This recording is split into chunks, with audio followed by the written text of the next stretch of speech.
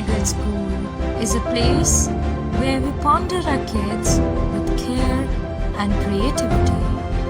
We provide students the room to explore their imaginations and enhance their education. Every child is unique and deserves a school that truly understands their potential. At Bright Future Public School Sidholi, learning goes beyond textbooks. With experienced teachers, modern teaching methods, and personal attention for every student. We believe in academic excellence, strong values, creativity, and confidence. A safe, caring environment where children grow, learn, and succeed. Admissions open! Enroll today at Bright Future Public School Sidholi, where bright minds build a brighter future. अगर आपके घर में smart meter लगा है और आप अक्सर इस चिंता में रहते हैं कि बैलेंस खत्म होते ही बिजली कट जाएगी, तो अब परेशान होने की जरूरत नहीं है। स्मार्ट मीटर आपकी सुविधा के लिए है, असुविधा के लिए नहीं। स्मार्ट मीटर तकनीक का उद्देश्य बिजली व्यवस्था में पारदर्शिता लाना है, लेकिन शुरुआती दौर में कई उपभोक्ताओं को इसके फंक्शन को लेकर दुविधा बनी रहती है। अक्सर देखा गया है कि बैलेंस शून्य से नीचे यानी नेगेटिव में जाते ही बिजली सप्लाई अपने आप बाधित हो जाती है।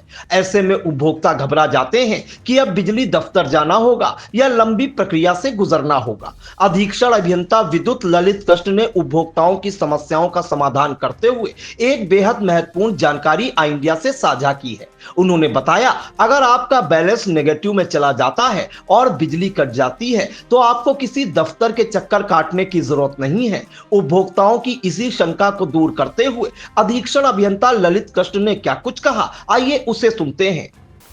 सबसे पहले आपका अभिनंदन है। मेरे सभी सम्मानित उपभोक्ताओं का स्वागत है और मैं ये बताना चाहता हूँ जिनके यहाँ स्मार्ट मीटर्स लगे हुए हैं कि उसके लिए वो जब नेगेटिव में जाएगा उनका बैलेंस तो निश्चित तौर पे वो डिस्कनेक्ट हो जाएगा। इसमें एकदम परेशान होने वाली बात नहीं है। उपभोक्ता इमीडिएटली उस नेगेटिव बैलेंस को पहले नंबर पॉजिटिव बैलेंस में लिया है और उसमें पर्टिकुलर इतना अमाउंट जमा कर लें। जैसे सपोज़ करिए कि किसी का -10,000 चल रहा है तो -10,000, 500 या 1000 वो इस तरीके से उसमें एड ऑन और कर ले। एड ऑन करने के बाद ही वो उपभोक्ता उसमें जमा करे। अगर मान लीजिए पहला एरियर है तो पर्टिकुलरली उसके डिफरेंट स्लैब्स बने हुए हैं एरियर के, तो उस स्लैब को ऐड करते हुए और जो अपना जो बैलेंस आ रहा है उसको जमा करके और मंथली जो आ रहा है एक एवरेज जो उनको लग रहा है कि हाँ, जैसे सपोज करिए किसी को 500 रुपये का लग रहा है तो वो अपना 300-400 रुपये या 500 रुपये जो भी उचित समझे वो अपना जमा उसमें ऐड ऑन कर दें उसमें एरियर के साथ में, तो निश्चित तौर पे वो उनका रिकनेक्ट हो जाएगा। अगर मान लीजिए जमा करने के बावजूद भी कई बार होता है कि डिफरेंट माध्यम से जमा करते हैं उपभोक्ता, तो उसमें और भी एक बेहतर ऑप्शन है आपके पास में कि आप UPPCL का ऐप बना हुआ है, स्मार्ट मीटर ऐप, तो उसके माध्यम से जमा करेंगे तो निश्चित तौर पे वो त्वरित गति से आपका जो है मीटर जो होगा पैसा जमा करने के बाद आपका पॉजिटिव में आने के बाद जुड़ जाएगा कनेक्शन। नहीं, इसके लिए वो अपने नज़दीकी सबस्टेशन पे जाएं, 1912 पे भी कंप्लेंट करेंगे, अपने नज़दीकी सबस्टेशन पे जाएंगे और वहाँ अपनी शिकायत दर्ज कराएंगे तो उस पर भी त्वरित उसका निस्तारण सुनिश्चित किया जा रहा है। हाँ, उसमें प्रीपेड श्रेणी में कुछ उपभोक्ताओं को किया गया है तो इसी की वजह से उनका जो है और ये स्लैब वाइज उसको किया जा रहा है।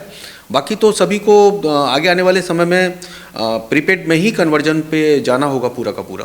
साफ है कि तकनीक से डरने की नहीं बल्कि उसे समझने की जरूरत है। अधीक्षण अभियंता ललित कृष्ण की यह जानकारी उन हजारों उपभोक्ताओं के लिए मददगार साबित होगी जो स्मार्ट मीटर की कार्यप्रणाली को लेकर संशय में थे। यानी कि स्मार्ट मीटर उपभोक्ताओं के लिए एक बड़ी राहत है कि उनकी बिजली का स्विच अब खुद उनके हाथों में है। बस रिचार्ज कीजिए और बिना किसी बाधा के बिजली का आनंद लीजिए। At Singhania Educational Institute, we're not just prepared for the future, we're actively shaping it with technology and innovation.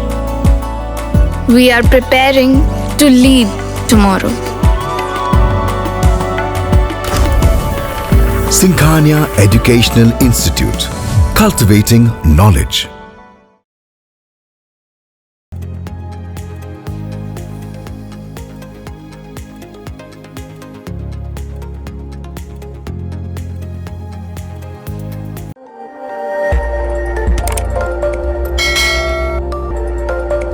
खबर आपकी, नजर हमारी। देखते रहिए आई इंडिया।